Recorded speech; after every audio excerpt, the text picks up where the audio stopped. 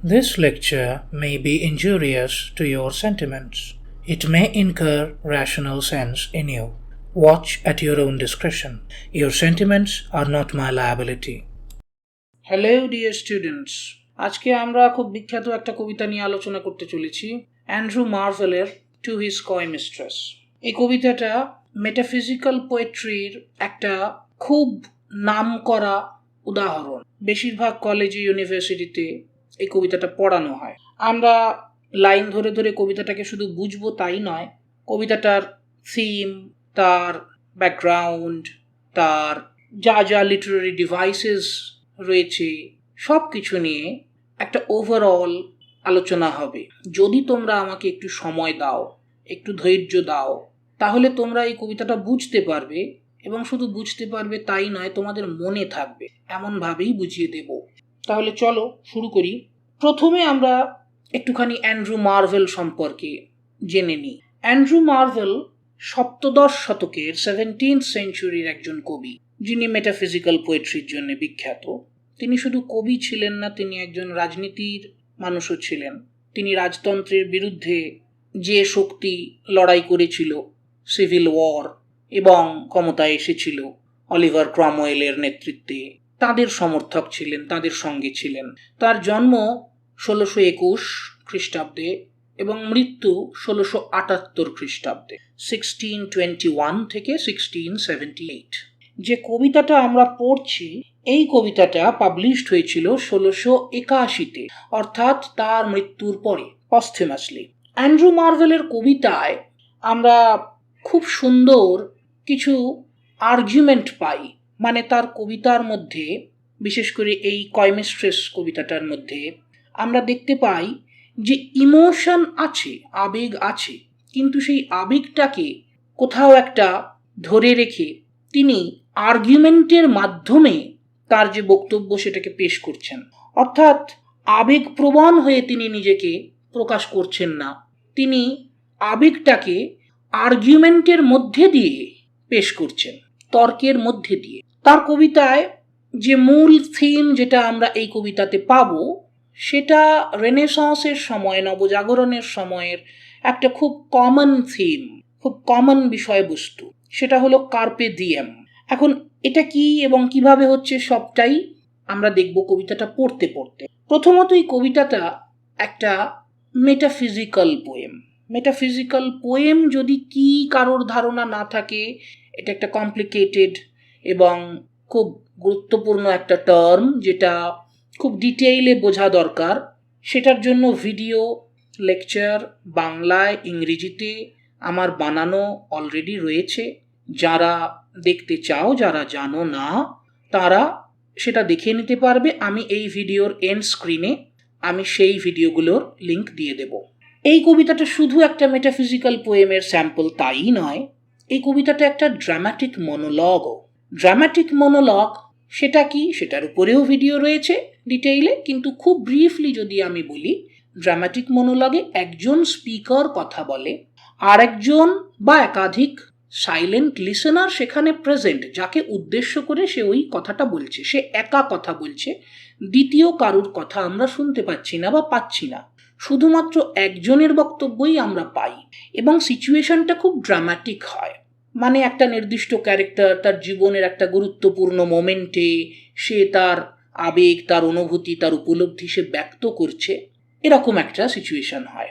খুব সহজে, খুব কমের মধ্যে বললে ড্রামাটিক মনোলগ হলো এই। তো এই কবিতাটা একটা ড্রামাটিক মনোলগ। এই কবিতার আর একটা বড় বৈশিষ্ট্য হচ্ছে, কবিতাটা খেয়াল করে দেখবে 3টে ভাগ আছে কবিতাটার মধ্যে, 3টে সেকশন। প্রথম সেকশনটা শুরু হচ্ছে ইফ দিয়ে, মানে হ্যাড উই বাট, এই কথাটার অর্থ হলো যদি আমাদের থাকতো, অর্থাৎ ইফ। দ্বিতীয় সেকশনটা but at my back I always here, অর্থাৎ কিন্তু আমাদের যা আছে। প্রথম সেকশন হলো যদি আমাদের থাকতো, দ্বিতীয় সেকশন হলো কিন্তু আমাদের যা আছে, অর্থাৎ বাস্তব, এবং তৃতীয় সেকশন হচ্ছে নাও দেয়ারফোর, অতএব। এই যে স্ট্রাকচারটা, এটা একটা সিলজিস্টিক স্ট্রাকচার।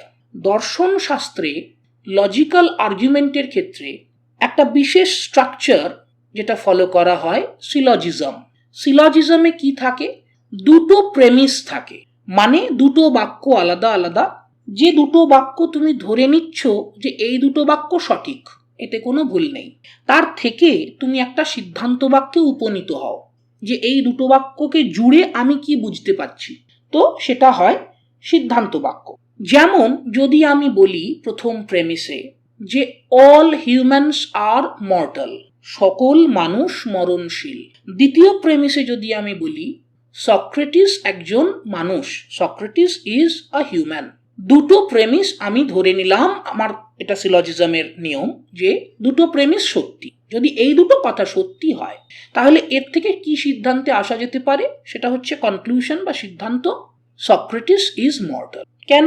কারণ সক্রেটিস একজন হিউম্যান, একজন মানুষ, এবং আমরা তার আগে বলেছি সকল মানুষই মরণশীল, অল হিউম্যানস আর মর্টাল, তাহলে সক্রেটিস মরণশীল, সক্রেটিস ইজ মর্টাল।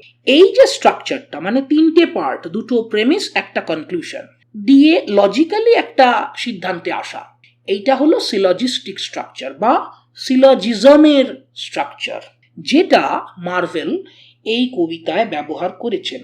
এখন আমরা কবিতাটার একদম শুরু থেকে লাইন বাই লাইন প্রথমে বুঝব, তারপর তার থিম, তার সিম্বল, তার ইমেজ, তার আরো যা যা আছে, অ্যালিউশন, সব কিছু নিয়ে আমরা আমাদের ধারণা একদম পরিষ্কার করে নেব। তাহলে টেক্সটের একদম প্রথম থেকে আমরা শুরু করি। শুরু হচ্ছে Had we but world enough and time, this coyness lady were no crime. অর্থাৎ যদি আমাদের আর কিছু না, শুধু যথেষ্ট স্থান এবং কাল, ওয়ার্ল্ড মানে এখানে যেটা আজকে আমরা বলি স্পেস অর্থাৎ জায়গা, সেই অর্থে, অর্থাৎ যদি আমাদের যথেষ্ট স্থান এবং কাল থাকতো, এখানে যথেষ্ট শব্দটা শুধু যথেষ্ট মানে নয়, এটা অসীম বা ইনফাইনাইট। কেন? সেটা একটু পড়লেই বোঝা যাবে। তবু যেহেতু উনি এনাফ লিখেছেন, আমি এনাফ ধরেই বলছি। যদি আমাদের হাতে যথেষ্ট সময় এবং স্থান থাকতো, this coyness lady were no crime. Coyness হচ্ছে একটা নারী সুলভ লজ্জা, যেটা পুরুষতান্ত্রিক সমাজ বরাবর নারীদের ওপর তাদেরকে শিখিয়ে এসেছে, তাদেরকে সেটাকে ফলো করতে, এবং বলা হয়েছে যে লজ্জা নারীর ভূষণ ইত্যাদি ইত্যাদি। সেই লজ্জা, কয়নেস, লাজুকতা, এবং যে লাজুকতার কারণে এইখানে একজন লেডি, একজন বিলাভেড ভদ্রমহিলা, তিনি এই প্রেমিককে ঠেকিয়ে রেখেছেন। মানে যতবারই প্রেমিক তাকে তার কাছে ঘ্যান ঘ্যান করতে যায়, আমায় অ্যাকসেপ্ট করো না গো, ততবার সে না বলে কাটিয়ে দেয়। অথচ সে চোখ কটমট করে না বলে তেড়ে মারতেও যায় না, আবার সে হ্যাঁও বলে না, সে অন্য কারোর সঙ্গেও কোনো সম্পর্কে জড়ায় না। এমন পরিস্থিতিতে এই কয়নেসটাকে নিয়ে আমাদের প্রেমিক তার বক্তব্য রাখছে যে এই যে তোমার এই লজ্জাশীলা ব্যবহার, এই যে না বলে ঝুলিয়ে রাখা, এইটা কোনো অপরাধ হতো না যদি আমাদের হাতে যথেষ্ট সময় এবং স্থান জায়গা থাকতো। কেন? কারণ তুমি আমাকে দূরে যেতে বললে আমি অনেক দূরে চলে যেতে পারতাম, আমার কোনো বাধা থাকতো না। তুমি আমাকে অপেক্ষা করে ঝুলিয়ে ঝুলিয়ে রাখলে আমি অনন্তকাল ঝুলে থাকতাম, আমার কোনো বাধা থাকতো না। এই যে আমরা বলি না, তোমার জন্য আমি সারা জীবন অপেক্ষা করব, বা ঠিক আছে তুমি আমাকে তুমি দূরে যেতে বলছো, আমি অনেক দূরে চলে যাব যতক্ষণ না তুমি আমাকে মিস করো। এই কথাগুলোর মানে থাকতো যদি যথেষ্ট সময়, যথেষ্ট জায়গা থাকতো। মানুষ এর খুব লিমিটেশনস তার জীবনে থাকে, তার সীমাবদ্ধতা খুব, সে একটা খুব কম সময়ের জন্য বাঁচে, এবং সে ফিজিক্যালি খুব কম জায়গাতেই সে যেতে পারে, খুব কম, মানে দূরে যেতে বললে সে যত ইচ্ছে দূরে যেতে পারে না, তার একটা নিজস্ব সেখানেও একটা সীমাবদ্ধতা থাকে। অর্থাৎ আইডিয়ালি আমি কারুর জন্যে অনন্তকাল অপেক্ষা করতে চাইলেও করতে পারি না, কারুর থেকে দূরে যেতে হলে পৃথিবীর পুরো অপোজিট, পুরো উল্টো দিকে চলে যেতে পারি না। কিন্তু যদি সেই সুযোগ থাকতো, যদি যথেষ্ট স্থান এবং যথেষ্ট সময় থাকতো, তাহলে এইটা এই লাজুকতা, এই ঝুলিয়ে রাখা অ্যাকসেপ্ট না করে এটা কোনো অপরাধ হতো না। কেন ঝুলিয়ে রাখার প্রশ্ন কেন আসছে? কারণ পুরুষতান্ত্রিক সমাজ চিরকাল শিখিয়ে রেখেছে নারীকে যে তুমি যত লাজুক তত তোমার চরিত্র ভালো, তুমি যত সহজে কাউকে অ্যাকসেপ্ট করছো না তত তুমি পবিত্র নারী আর কি। এবং তাকে শিখিয়েছে যে তোমাকে এই পবিত্রতা রক্ষা করতে হবে সম্ভব হলে আজীবন কাল, তবেই তুমি একজন ইত্যাদি ইত্যাদি, বুঝে নাও। তাকে এই পবিত্রতার নামে, চেস্টিটি, পিউরিটি ইত্যাদির নামে তাকে মরালিটির জ্ঞান দিয়ে তাকে বলা হয়েছে এই রক্ষা করে যাওয়াটাই, এই সতীত্ব রক্ষা করে যাওয়াটাই তোমার কাছে সব, তোমার নারী জীবনের সার্থকতা, হ্যান ত্যান ইত্যাদি। ফলে নারী সে লজ্জাশীলা হওয়ার মাধ্যমে সে মনে করে যে আমি তো ঠিক কাজই করছি, এটাই তো ঠিক। আমি যদি খুব সহজেই মেনে নিই, বা যদি আমি আফটার অল মেনে নিই, তার মানে আমি ফেল করে গেলাম, আমি হার মানলাম, আমার তথাকথিত কৌমার্য আমি রক্ষা করতে পারলাম না, ইত্যাদি ইত্যাদি। তাই নারী লজ্জাশীল, সে তার লাজুকতা তার মধ্যে দেখা যায়। এটা একটা শেখানো মরালিটি মাত্র। এখন এটা কি খুব প্র্যাকটিক্যাল? সেই কারণেই লাভার স্পিকার সে ব্যঙ্গ করছে, সে খোঁচা দিচ্ছে যে দেখো, যদি অনন্ত সময় অনন্ত জায়গা থাকতো তাহলে কোনো ক্ষতি ছিল না। আমি আমার জায়গায় বসে থাকতাম, তুমি তোমার জায়গায় বসে থাকতে। We would sit down and think which way to walk and pass our long love's day. আমরা বসে বসে গালে হাত দিয়ে অনন্তকাল ধরে ভাবতে পারতাম যে কিভাবে, ঠিক কি উপায়ে আমাদের এই প্রেম, তার কোর্স কোন দিকে যাবে, কিভাবে যাবে। ডিসিশন নিতে অনেক সময় নিতে পারতাম। সেই ডিসিশন নিতে গিয়ে যদি দূরে দূরে থাকার প্রয়োজন হতো, তাতে যাও by the Indian Ganges side shouldst rubies find, I by the tide of Humber would complain. তুমি ইন্ডিয়াতে সেই গঙ্গা বলে একটা নদী আছে, তার পাড়ে নাকি পথে ঘাটে নাকি দামি দামি পাথর ছড়ানো থাকে, তুমি সেখানে গিয়ে পাথর কুড়োতে, রত্ন কুড়োতে, মণিমুক্ত কুড়োতে। আর আমি আমার এই ইংল্যান্ডে হাম্বার নদীর পাড়ে বসে গালে হাত দিয়ে বিরহ যাপন করতাম, কমপ্লেইন করতাম যে হায় আমার প্রেমিকা এত দূরে আমার থেকে, কবে যে সে আসবে। অনন্তকাল এটা চলতে পারত। I would love you 10 years before the flood, and you should, if you please, refuse till the conversion of the Jews. এইখান থেকে জিনিসটা একটু একটু করে কঠিন হতে হতে যাচ্ছে। গঙ্গার কথা এলো, অর্থাৎ জিওগ্রাফির নলেজ। গঙ্গা এবং হাম্বার দুটো পরস্পর আলাদা আলাদা বিরাট দূরত্বে থাকা দুটো নদী, একটা ইংল্যান্ডে একটা ইন্ডিয়াতে। এবং সেই দুটো নদী, যেটা খুব এক্সাজারেটেড, খুব বাড়িয়ে বলা যে তুমি গঙ্গার পাড়ে থাকতে আমি হাম্বারের পাড়ে থাকতাম, এতটাই দূরত্ব মেনটেন করা সম্ভব হতো যে ঠান্ডা মাথায় ভাববো। তুমি ভাবছো যে অ্যাকসেপ্ট করবে কি করবে না, আমি ভাবছি যে এই রকম বিরহে অপেক্ষা করে যাওয়াটাই তো আমার ভবিতব্য, কতদিন আর অপেক্ষার পরে সে আমায় অ্যাকসেপ্ট করবে, ইত্যাদি। এটা চলতে পারতো। এবং এর পরে আরেকটু কঠিন পোর্শন চলে। এই যে ফ্লাডের কথা বলা হলো, এই ফ্লাডটা যে কোনো সাধারণ ফ্লাড নয়, এটা বিবলিক্যাল ফ্লাড। বাইবেলে একটা ফ্লাডের কথা বলা আছে সৃষ্টির আদিতে, যে ফ্লাডে সমস্ত কিছু ধ্বংস হয়ে যায়, শুধুমাত্র নোয়াহ বলে একজন, সে তার নৌকায় সব কিছুকে, সব প্রাণীর স্যাম্পল ইত্যাদি নিয়ে, প্রাণের একমাত্র যা কিছু স্যাম্পল তার নৌকায়, সেটা যা ছিল সেগুলো রক্ষা পায়। এবং তারপর এই প্রাণের স্যাম্পলগুলো পরবর্তীকালে পৃথিবীতে টিকে থাকে। অর্থাৎ সৃষ্টির একদম আদির কথা বলা হচ্ছে। সেই ফ্লাড, বিবলিক্যাল ফ্লাড, বাইবেলে বর্ণিত যে ফ্লাড, বন্যা, সেই বন্যার 10 বছর আগে আমার প্রেম শুরু হতো। আর till the conversion of the Jews, বাইবেলের মত অনুযায়ী যে বিধর্মী, এখন দেখো বাইবেল বা খ্রিস্ট ধর্ম যখন এসছে, যে কোনো ধর্ম যেখানে আসে, সে তার আগে যা ছিল, যা যা কালচার, যা মরালিটি, যা কিছু, সেটার যা নাম হোক, ধর্ম হলেও সেটার যা নাম হোক, সেটাকে সে মনে করে যে এরা হচ্ছে ভুল, আমারটা হচ্ছে ঠিক। এবার আমারটা যখন এলো, সব যারা ভুল করছে, যারা ভুল পথে মনে করছে যেটাই ঠিক পথ, তারা একদিন বুঝবে কোনটা ঠিক পথ, তারা সবাই চলে আসবে। এটা যে কোনো ধর্মের আমি ঠিক, এটা বুঝতেই পারছো। ফলে তো পৃথিবীতে 4000 ধর্ম আছে, হ্যাঁ, এখন সবাই ঠিক। তো বুঝে নাও, till the conversion of the Jews, তাহলে কখন কনভার্সনটা হবে কখন সবাই, সমস্ত বিধর্মী মানুষ কখন সঠিক ঈশ্বরের পূজায় নিজেকে নিয়োজিত করবে, যখন সবাই বুঝে যাবে তাদের ভুল এবং সবাই ঠিক পথে চলে আসবে, তখন এই সৃষ্টির শেষ, অর্থাৎ বাইবেল অনুযায়ী যখন সবাই সঠিক ঈশ্বরের পথে চলে আসবে, তখন এই সৃষ্টির আর প্রয়োজন থাকবে না, ঈশ্বর সবাইকে তার কোলে তুলে নেবেন, ইত্যাদি ইত্যাদি। এইখানে বিষয়টা হচ্ছে এইরকম যে সৃষ্টির আদিতে যে ফ্লাড বাইবেলের বর্ণনা অনুযায়ী এবং সৃষ্টির শেষ যেখানে, সেই সৃষ্টির শুরু থেকে শেষ পর্যন্ত আমি তোমাকে এইরকম ভালোবেসে যেতাম, একা একা গালে হাত দিয়ে বসে থাকতাম, তুমি রিফিউজ করে যেতে, মেনে নিতাম। এটা সম্ভব হতো যদি জীবনটা অনন্তকালের জীবন হতো। কারণ আমি তো তোমায় কিছু কম ভালোবাসি না, আমি কেন কম সময় দিতে চাইবো বলো? তুমি যত সময় নিতে চাও আমি তো তত সময় ধরেই অপেক্ষা করতে চাইবো, কারণ আমি ভালোবাসি। কিন্তু কন্ডিশন এইটাই যে অনন্তকাল হতে হবে জীবনটাকে, না হলে অপেক্ষা করতে করতে তো মরে যাবো, তাই না? My vegetable love should grow faster than empires and more slow.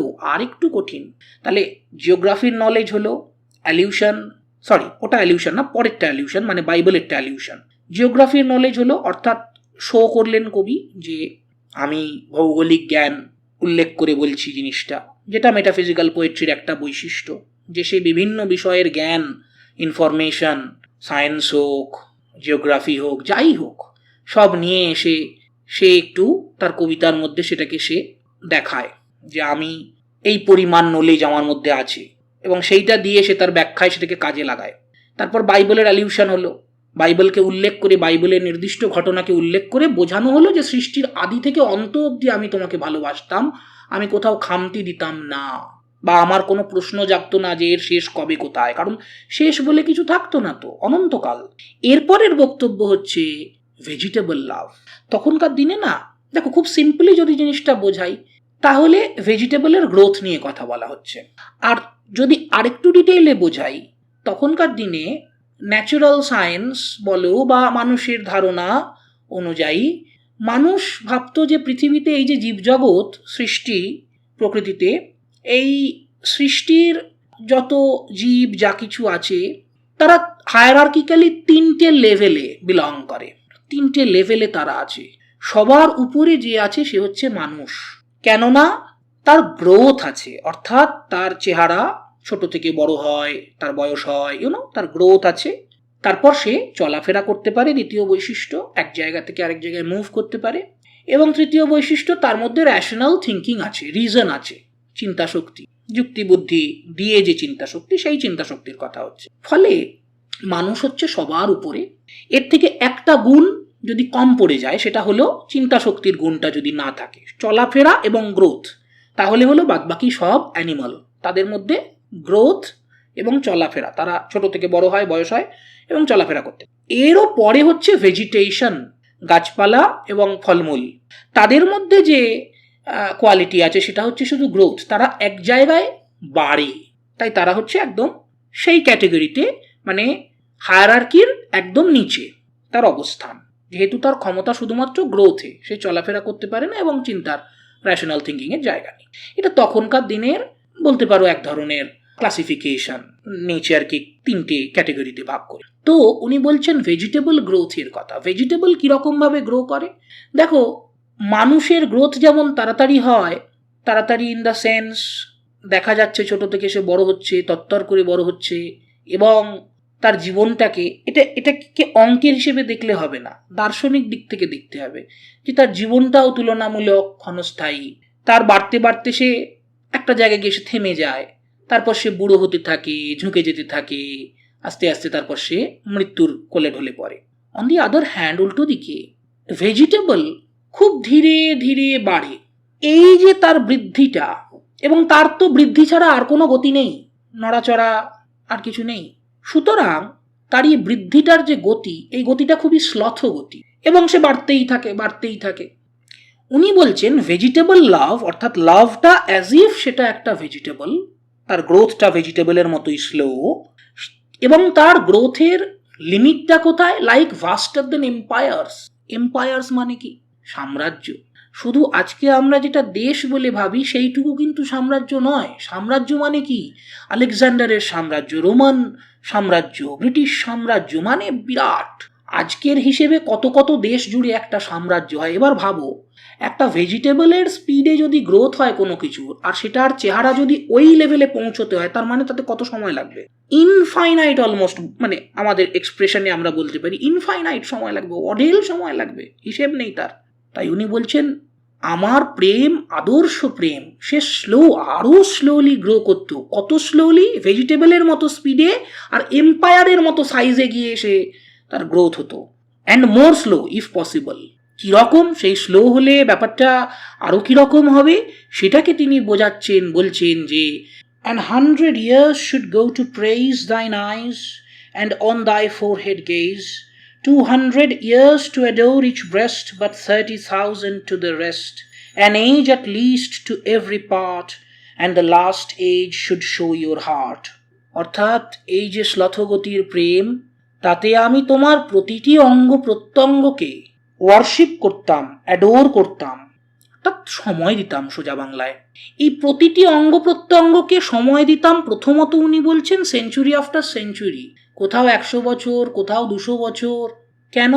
কারণটা বলা আছে শেষে, for lady you deserve this state, nor would I love at a lower rate. কারণ তুমি তো এত ভালোবাসা পাওয়ারই যোগ্য, আর আমি বা এর থেকে কম দিতে চাইবো কেন? সমস্যাটা কোথায়? যদি আমাদের অনন্তকাল সময় থাকতো, তাহলে সেঞ্চুরি আফটার সেঞ্চুরি সময় দিতে পারতাম এক একটা অঙ্গ প্রত্যঙ্গ। এখন প্রশ্ন হচ্ছে এক একটা অঙ্গ প্রত্যঙ্গ কেন? কেন উনি একদম টপ থেকে শুরু করলেন, ফোর হেড, তারপর আইস, তারপর নিচে নামছেন, কোনো অঙ্গ বাদ যাচ্ছে না, এরকমভাবে তিনি এগোচ্ছেন ইঙ্গিতটা করে? কেন? এইখানে হচ্ছে মেটাফিজিক্যাল পোয়েট্রি। কেন মেটাফিজিক্যাল পোয়েট্রি? কেন সে স্ট্রাইকিং? কেন সে এত গুরুত্বপূর্ণ? মেটাফিজিক্যাল পোয়েট্রির মধ্যে না ওই তার আগেকার যেসব লেখা এবং পরেও অনেক লেখা হয়েছে, তাতে যে একটা ভণ্ডামি থাকে, মানে আমি শুধু তোমার চোখের দিকে তাকিয়ে আমি গলে গেলুম, কিংবা তোমার চোখে আমি মরণ দেখলুম, তোমার আর কিছু আমার নজরে পড়ল না, এটা তো নয়। তো এটা ডাহা ভদ্রতার নামে ডাহা হিপোক্রেসি।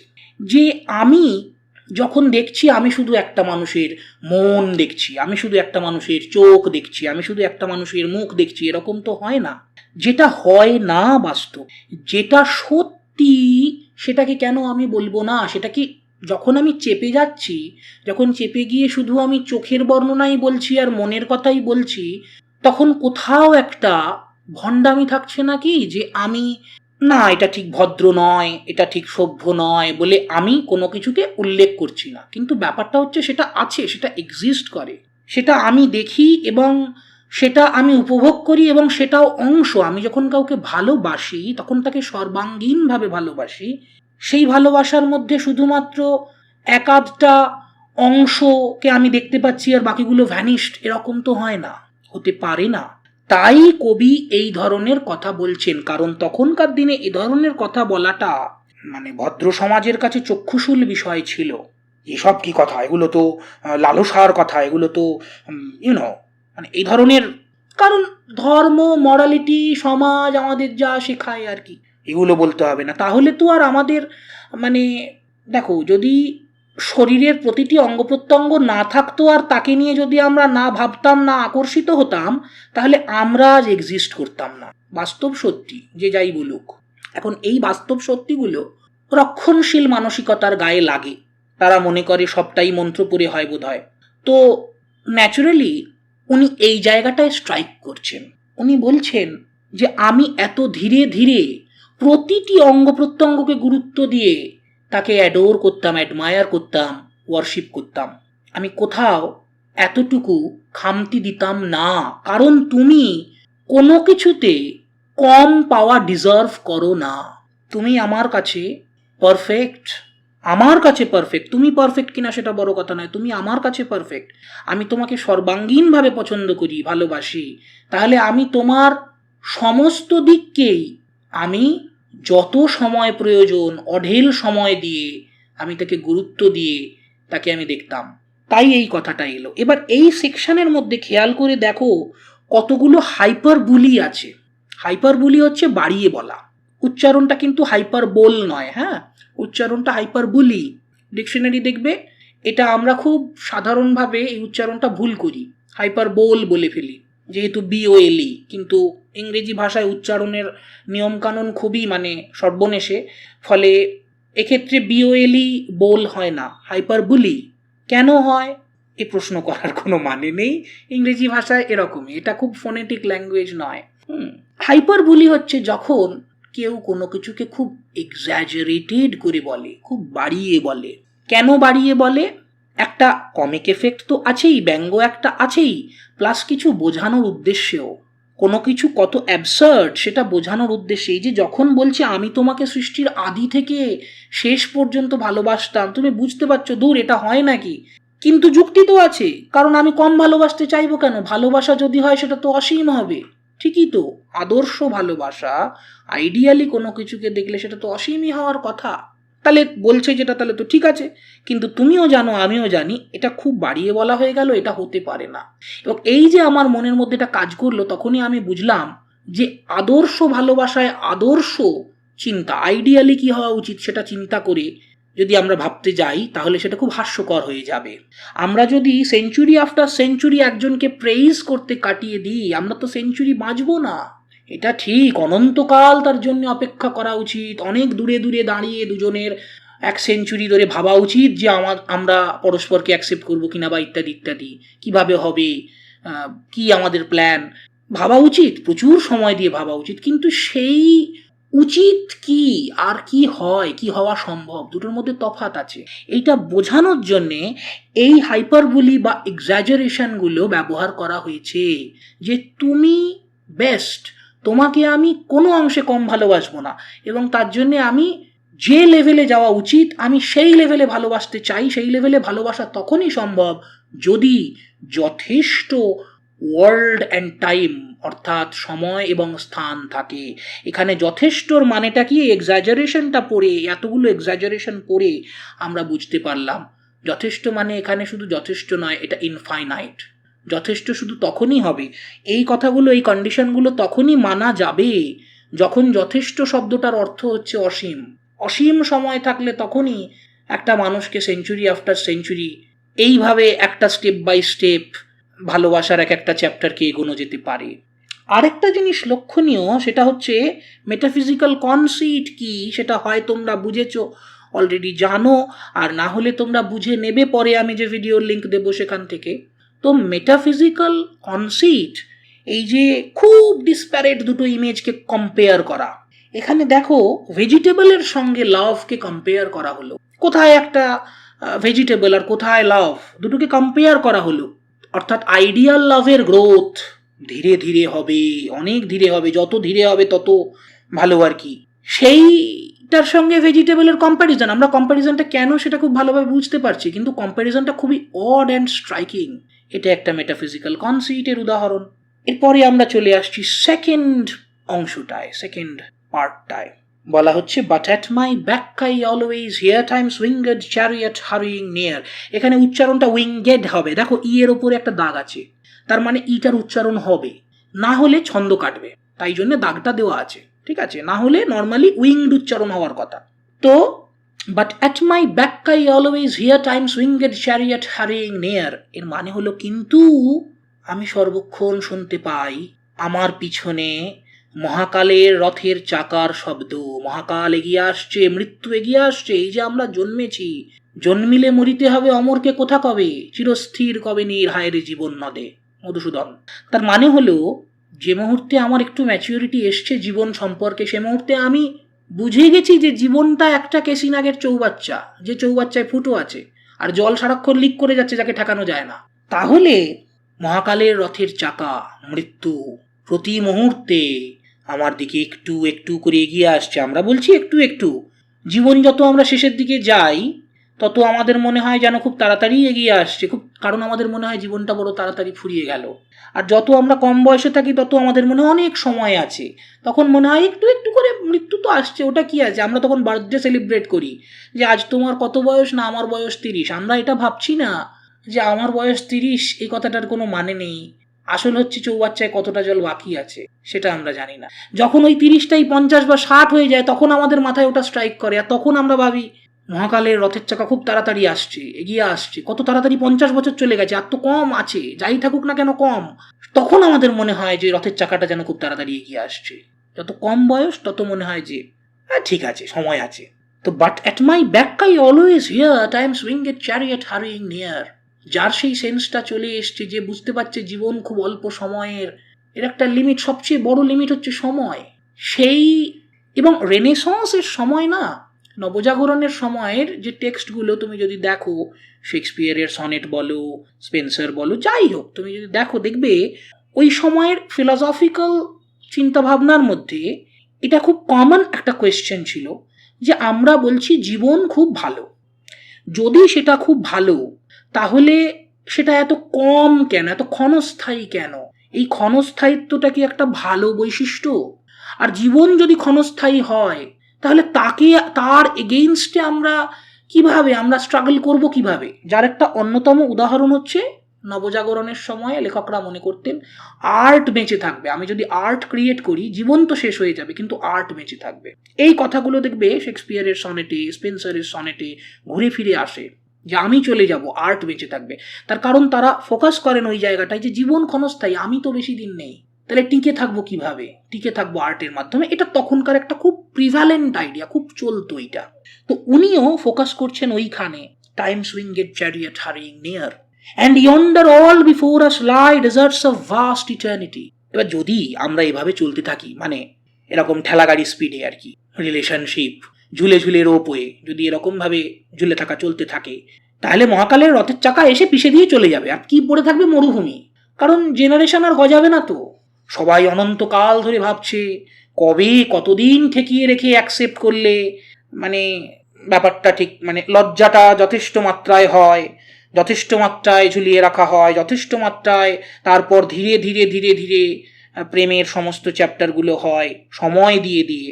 এই আদর্শ পদ্ধতি যদি আমরা ফলো করতে যাই তাতে অনন্তকাল সময় লাগে, কিন্তু সেই অনন্তকাল সময় আমাদের হাতে নেই, মৃত্যু চলে আসছে, সে চাপা দিয়ে চলে যাবে। আর এই যদি আমাদের পন্থা হয় তাহলে কি পড়ে থাকবে? কারণ আমরা যদি এরকম লজ্জাশীল মনোভাব নিয়ে বসে থাকি না, তাহলে তো আর পরবর্তী প্রজন্ম আসবে না। এটা যদি অ্যাজ আ ফিলসফি নেওয়া হয়, সকলে যদি এটা ফলো করতে থাকে যে এটাই ঠিক, প্রেম জিনিসটার উপর ঝাঁপিয়ে না পড়ে প্রেম জিনিসটাকে যতক্ষণ ঠেকিয়ে রাখা যায় এটাই ঠিক, সময় যতটা ব্যয় করা যায়, যতটা ধীরে চলা যায় এটাই ঠিক, তাহলে আর পরবর্তী প্রজন্ম বলে আর কিছু থাকবে না, মরুভূমি পড়ে থাকবে পৃথিবীর। তাহলে আর এই যে এত পপুলেশন, এই যে এত মানব সমাজ, এটা থাকবে না, এটা হারিয়ে যাবে যদি এই ফিলসফিতে চলা হয়, এত ধীর ফিলসফিতে। এবার যদি চারপাশ তো মরু হয়ে যাবে, সেটা তো না হয় সুদূর ভবিষ্যতের কথা, এই ফিলসফিটার কোনো মানে নেই, রিডাকশিও অ্যাড অ্যাবসার্ডাম এই কথাটার কোনো মানে নেই। রিডাকশিও অ্যাড অ্যাবসার্ডাম এটা একটা কথা যেটার মানে হচ্ছে যখন কোনো ফিলসফি বা কোনো কিছুর কার্যকারিতা কতটা সেটা দেখার জন্যে তর্কের খাতিরে এটা বলা হয় যে এই নিয়মটা যদি সবাই মানে তাহলে কি হবে, এটার এক্সট্রিম এক্সাম্পলে কি হবে। অর্থাৎ এই যে আইডিয়াল লাভ, আমি তাকে দূর দূর হতে আমি তারে সাধিব, গোপনে বিরহ ডোরে বাঁধিব, বাঁধনও বিহীন সেই যে বাঁধন অকারণ, এরকম ভাবে যদি আমি বসে থাকি দূরে হাত জোর করে অনন্তকাল, প্লেটোর লাভের যে তত্ত্ব সেই তত্ত্বের মতো, কোনো ডিজায়ার থাকবে না তাতে, প্লেটোনিক লাভের যে তত্ত্ব, শুধু অপেক্ষা থাকবে, শুধু তার প্রতি ডিভোশন থাকবে, এরম ভাবেই যদি কেউ বসে থাকে তাহলে অবশ্যই রিডাকশিও অ্যাড অ্যাবসার্ডাম, সকলে যদি এই আইডিয়াল ফিলসফি ফলো করে তাহলে আর মানব সমাজ গজাবে না আর নতুন করে, গেল। শুধু তাই নয়, অদূর ভবিষ্যতে কি হবে, তোমার আমার জীবনে কি হবে? Thy beauty shall no more be found, nor in thy marble vault shall sound my echoing song. Then worms shall try that long preserved virginity, and your quaint honor turn to dust, and into ashes all my lust. The grave's a fine and private place, but none, I think, do there embrace. অর্থাৎ এই যে তোমার আজকের সৌন্দর্য, এই সৌন্দর্য কতদিনের? এই সৌন্দর্য তো থাকবে না, তোমার সঙ্গে সঙ্গে যাবে, কবরে যাবে। তারপর কি হবে? সেই মার্বেল ভল্ট, মার্বেলের তৈরি কবর। কেন মার্বেলের? কেন? কারণ তুমি একজন সতী সাধ্বী নারী, যে সারা জীবন চেস্ট থেকেছে, কারুর অ্যাডভান্সের কাছে, কারুর কাছে সে কোনো রকম কি বলবো আকাঙ্ক্ষার কাছে সে নত হয়নি, নিজেকে সে ইনট্যাক্ট রেখেছে, অক্ষত রেখেছে, এবং নিজের সেই একদম পবিত্র শরীরকে সে কবরে নিয়ে যাচ্ছে। তাকে যখন কবর দেওয়া হবে, তাকে তো যাইতেই কবর দেওয়া হবে না, তাকে পুরো একজন মানে ডিভোটেড পারসন, তো তাকে মার্বেলের কবর দেওয়া হবে, সেই মার্বেলের ভল্ট, সেই চেম্বারে সে শায়িত, তার দেহ শায়িত, সেই শায়িত দেহের ওপর কেঁচো ঘুরে বেড়াবে।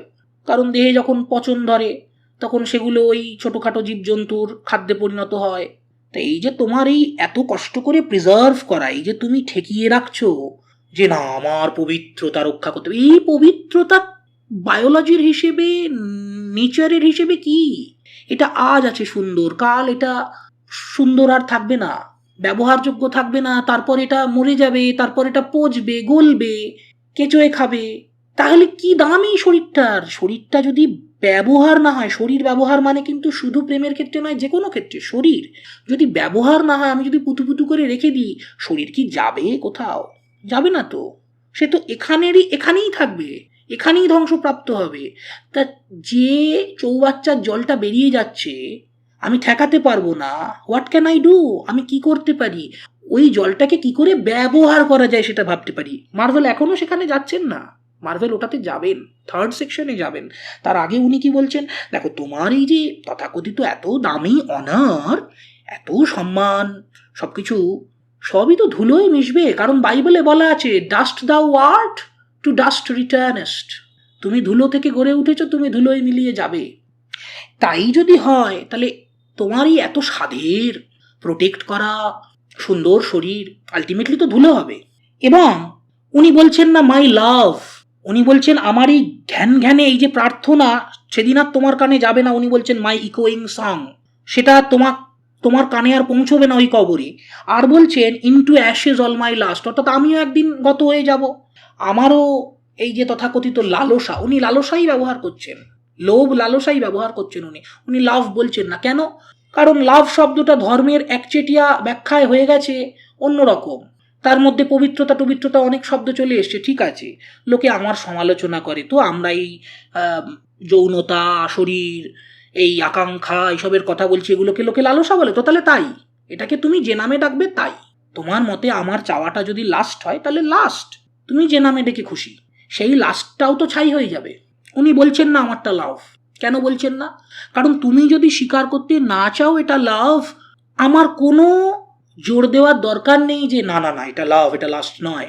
আমি যেন এই জায়গায় ক্লিয়ার থাকি যে আমার বক্তব্যে আমি যেটা চাইছি সেটা ক্লিয়ার কিনা, আমি যেটা বলছি সেটা ক্লিয়ার কিনা। এবার সেটাকে তুমি কোন নামে ডাকবে, তুমি লাভ বলে ডাকবে না লাস্ট বলে ডাকবে, বা আজকাল আরেকটা কথা খুব চলে ইনফ্যাচুয়েশন বলে ডাকবে, না কি বলে ডাকবে, সেটা তোমার ব্যাপার, যে নামে ডেকে তুমি খুশি। তো উনি বলছেন অল মাই লাস্ট, সেও একদিন ছাইয়ে রূপান্তরিত হবে। এরপর আসছে খুব স্ট্রাইকিং, শকিং একটা ইমেজ। এর আগে ওই ওয়ার্মস শ্যাল ট্রাই কথাটাও ছিল, যেটা মেটাফিজিক্যাল কবিতার একটা বৈশিষ্ট্য, খুব শকিং ইমেজ দিয়ে মাথাটাকে নাড়িয়ে দেওয়া, একটা ধাক্কা দেওয়া, ভাবনাটাকে উস্কে দেওয়া, যেটা মেটাফিজিক্যাল কবিতার বৈশিষ্ট্য। উনি বলছেন the graves a fine and private place. হ্যাঁ, কবর, ওরকম মার্বেলের তৈরি কবর, সে তো খুব ভালো জায়গা, প্রাইভেট প্লেস, খুব আরামে থাকার, একা থাকার একদম ভালো জায়গা। কিন্তু none I think do there embrace, কিন্তু আমি যতদূর জানি ওখানে চাইলেও কারুর সঙ্গ আর পাওয়া যায় না, কাউকে আলিঙ্গন করতে চাইলেও আর পাওয়া যায় না। অর্থাৎ যদি তোমার মনে হয় তখন যে লস করেছি, দেখো কেন তখন মনে হওয়ার কথা হচ্ছে, কারণ অ্যাকর্ডিং টু ক্রিশ্চিয়ানিটি কবরে যখন মানুষ যায়, সেই মানুষের আত্মা সেখানে ওয়েট করে, সে অপেক্ষা করে ওখানে, সে যতক্ষণ না জাজমেন্ট ডে আসছে এবং তার বিচার হচ্ছে, সব কিছু জাজমেন্ট ডে হবে সৃষ্টি ধ্বংস হয়ে যাওয়ার পর, ঠিক আছে। অর্থাৎ সেটা হচ্ছে অপেক্ষার জায়গা। ওখানে তাকে তাহলে কি হচ্ছে, সে যখন কবরে যাচ্ছে ওটা হচ্ছে তার একটা সৃষ্টির শেষ অবধি তখন তার অপেক্ষা করতে হবে, শায়িত থাকতে হবে ওখানে, এটা হচ্ছে কনসেপ্ট। সেখানে গিয়ে যদি তোমার মানে এ জীবন কাটিয়ে মরণোত্তর সময়ে তখন যদি তোমার মনে হয় যে কারুর সঙ্গ পেলে ভালো হতো, তখন কিন্তু আর সেটা পাওয়া যাবে না। যতই প্রাইভেট প্লেস হোক না কেন কবরটা, সেখানে কিন্তু আর তুমি কাউকে এমব্রেস করতে চাইলেও করতে পারবে। কাজে এখানে আমরা দেখলাম কতগুলো ইমেজগুলো খুব shocking, deserts of vast eternity, কিংবা মার্বেল ভল্ট, সেখানে ওয়ার্মস শ্যাল ট্রাই, ইত্যাদি ইত্যাদি। সেখানে খুব শকিং ওয়ার্ড প্রয়োগ হচ্ছে, যে ওয়ার্ড তখনকার দিনে কবিতায়, লেখায়, সর্বত্র, মানে এটা প্রয়োগ করা এ বাবা ছিছি এরকম একটা ব্যাপার ছিল। লাস্ট উনি সেটাকে প্রয়োগ করছেন এবং উনি ব্যঙ্গের একদম চূড়ান্ত মাত্রায় চলে যাচ্ছেন। না না, ওরকম মার্ভেলের গ্রেপ তো খুব ভালো জিনিস, খুব ভালো জায়গা, প্রাইভেট জায়গা, ফাইন প্লেস, কিন্তু ওখানে চাইলেও কারু সঙ্গ পাওয়া যায় বলে তো আমি জানি, এটা খোঁচা রয়েছে ওখানে। এই সমস্ত শকিং ইমেজগুলো মাধ্যমে সেকেন্ড সেকশনটা, সেটা কি প্রমাণ হলো, যদি আমাদের থাকতো তাহলে আমি এই করতে চাইতাম, ফার্স্ট সেকশনে বলা হয়েছে, কারণ আমি কম ভালোবাসতে চাই না।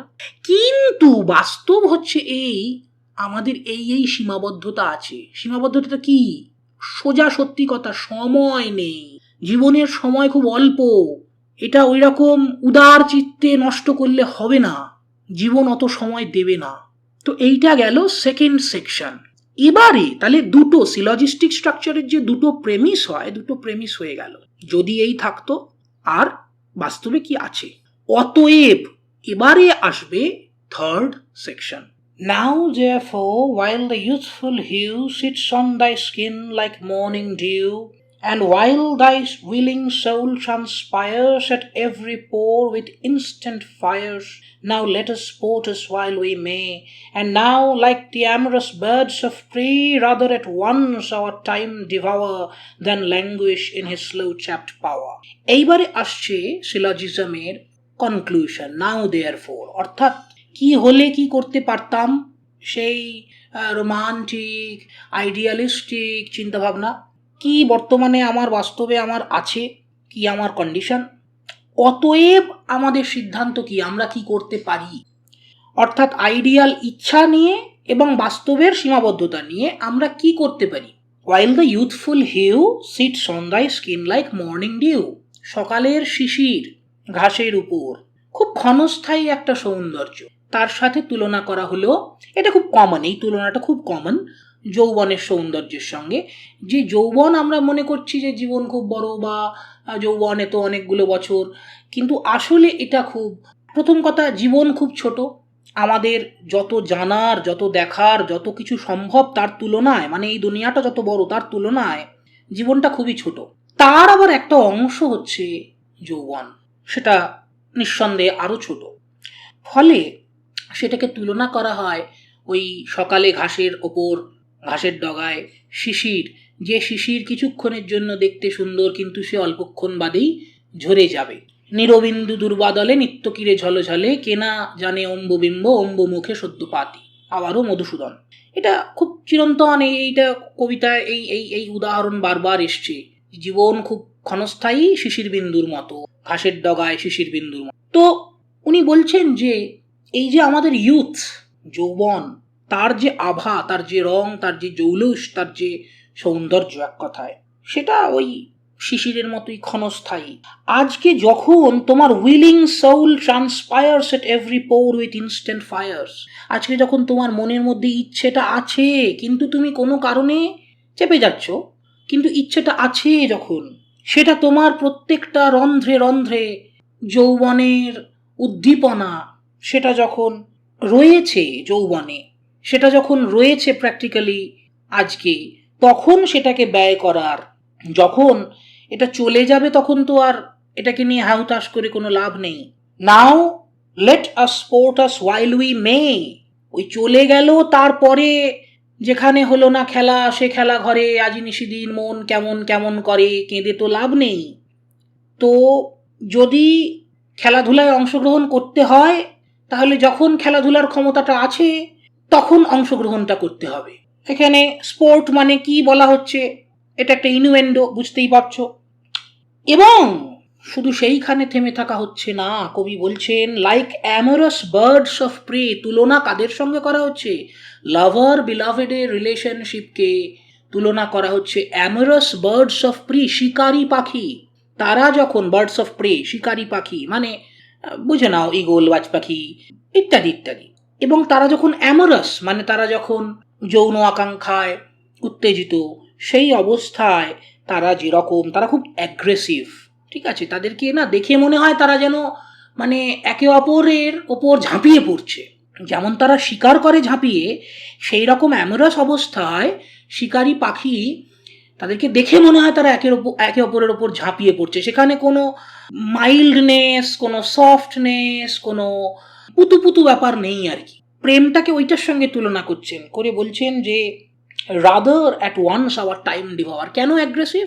আমরা গপগপিয়ে আমাদের টাইমটাকে ব্যবহার করব। ডিভাওয়ার মানে তো গপগপ করে খাওয়া।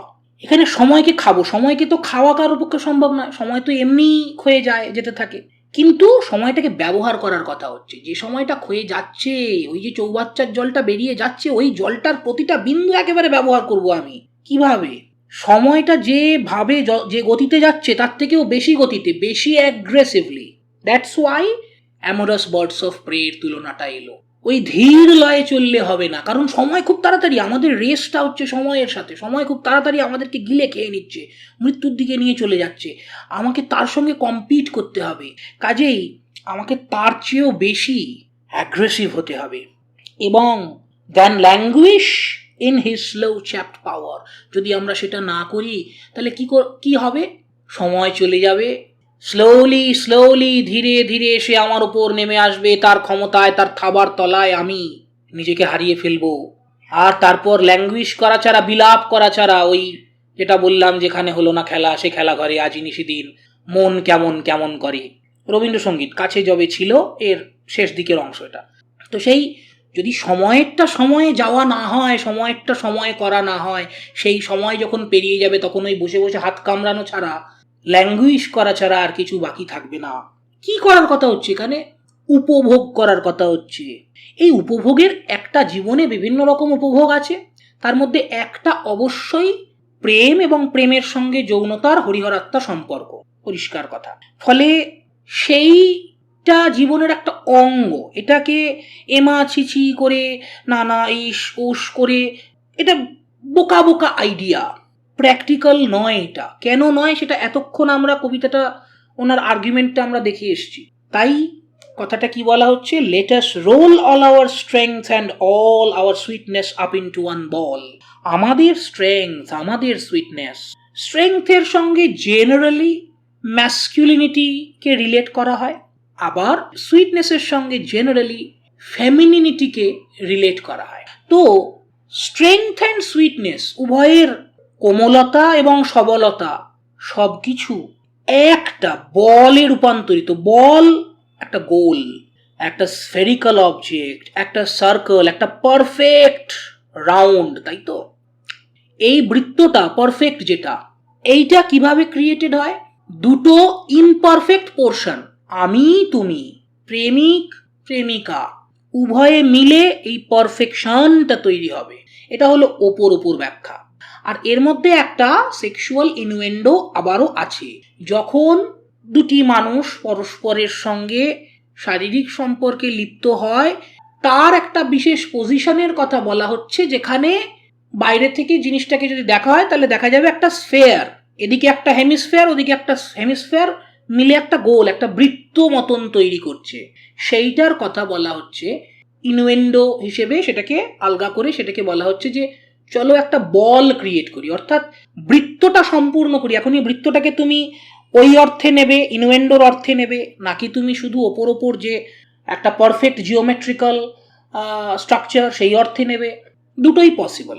এবার যে কথাটা আসছে সেটা আরো ওরকম, আরো একটা ইনুয়েন্ডো। and tear our pleasures with rough strife through the iron gates of life.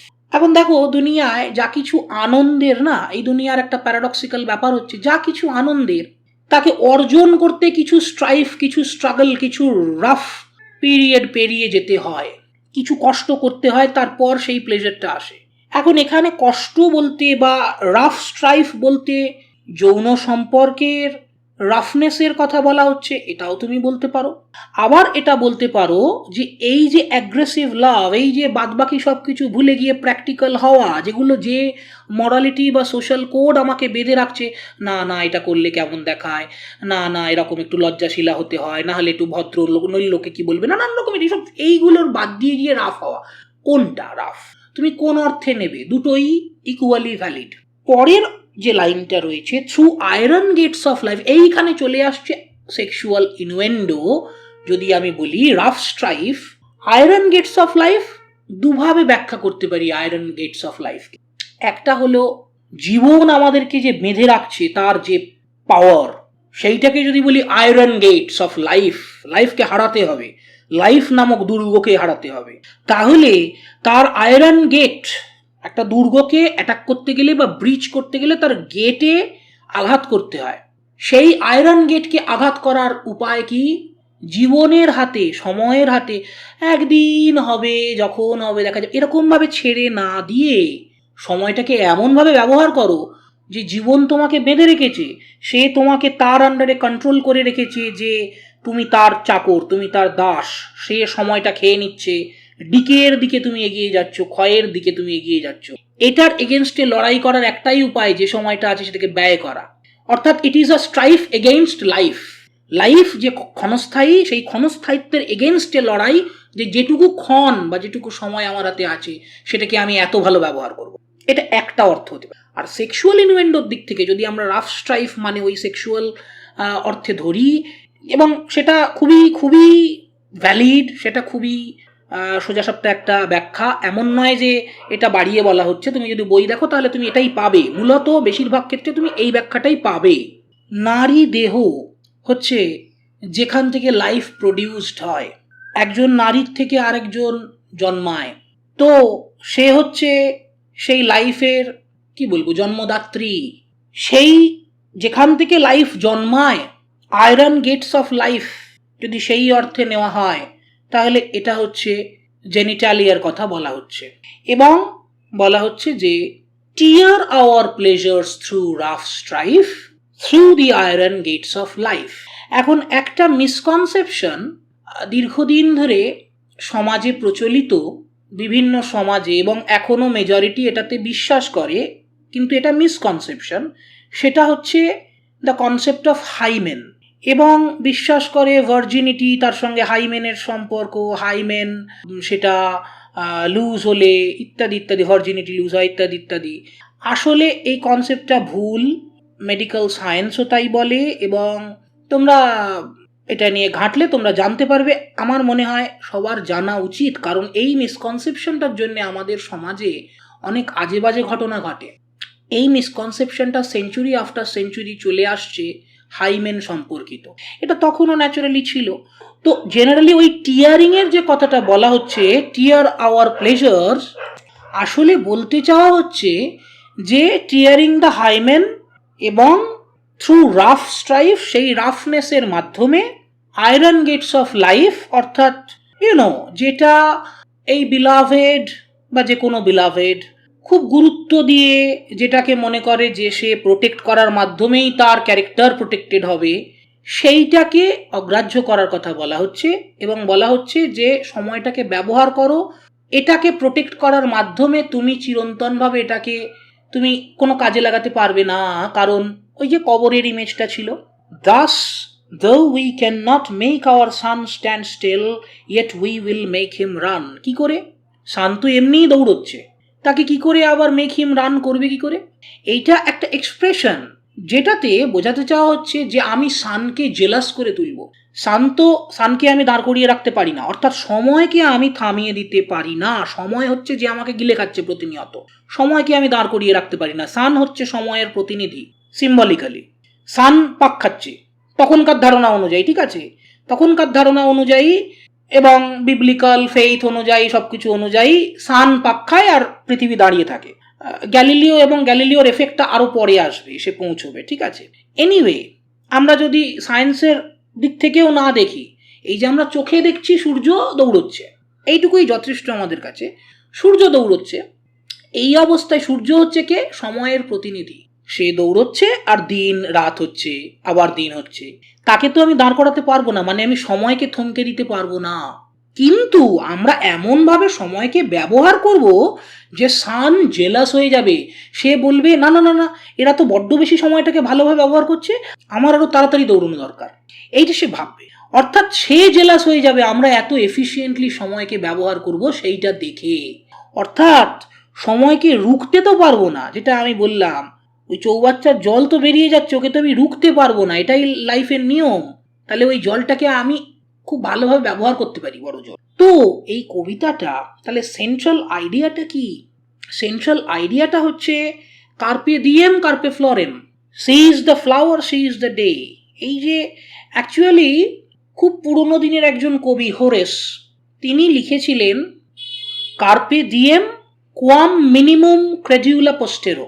এর মানে হলো আজকের দিনটাকে ব্যবহার করো, আগামীকালের ওপর ভরসা রেখো না। ঠিক আছে, এটা এপিকিউরিয়ান ফিলসফি থেকে প্রভাবিত একটা কথা, কারণ আগামীকাল কি হবে কেউ জানে না, ইত্যাদি ইত্যাদি, জীবন খুব আরবিট্রারি, এলোপাথারি।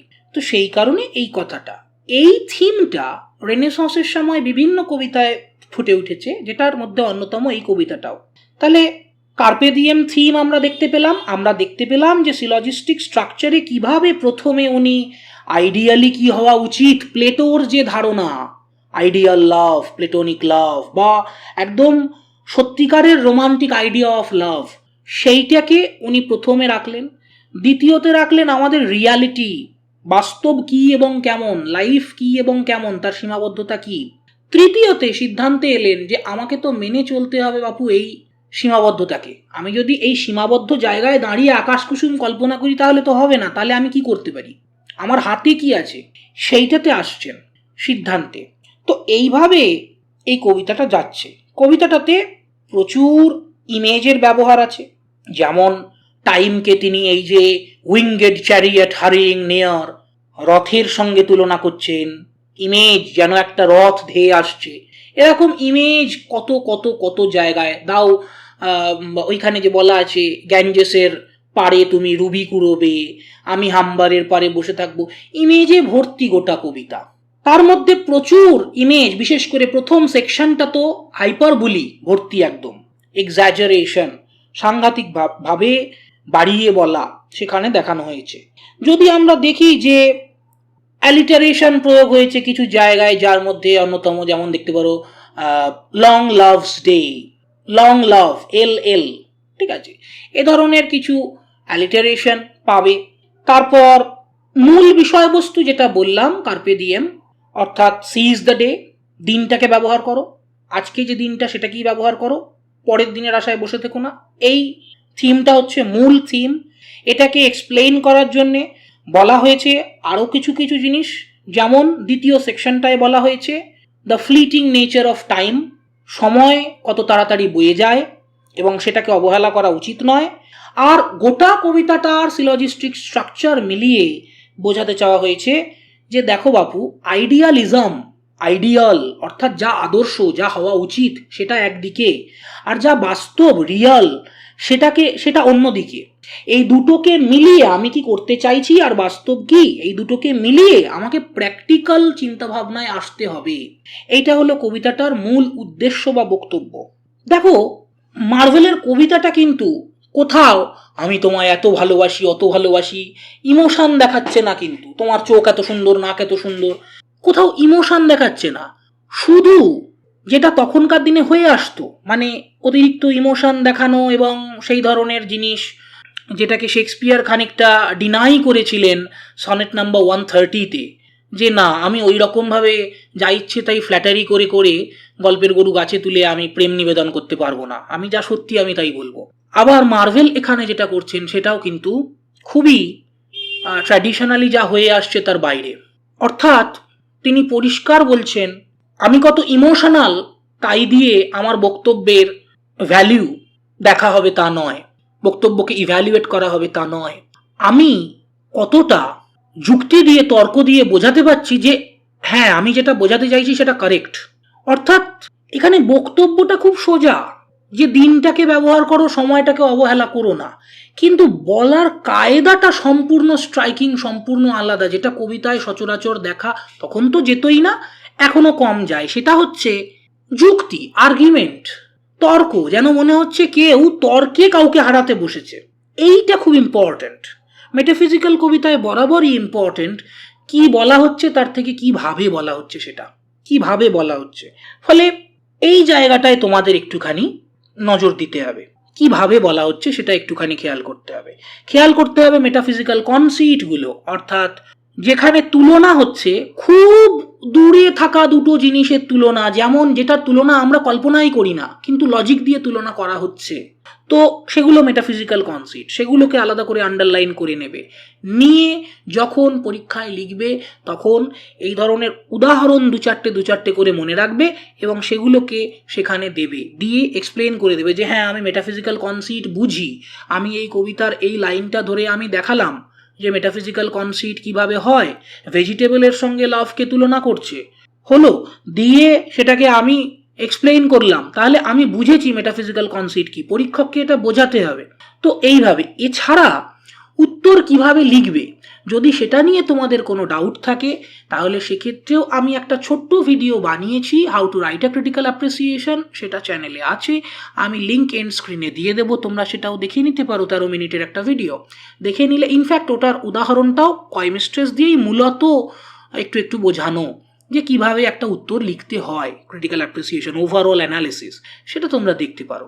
তো আশা করব তোমাদের এতক্ষণ যখন শুনেছো, যদি শুনে থাকো তাহলে তোমাদের নিশ্চয়ই ভালো লেগেছে। যদি উপকারে লেগে থাকে তাহলে কষ্ট করে একটা লাইক করে দিও, পারলে সাবস্ক্রাইব করো, আরও পারলে শেয়ার করো, আরও পারলে কমেন্ট করো। ভালো কমেন্ট পড়লে আমারও কাজ করতে ভালো লাগে। বাস আজকে এই পর্যন্তই।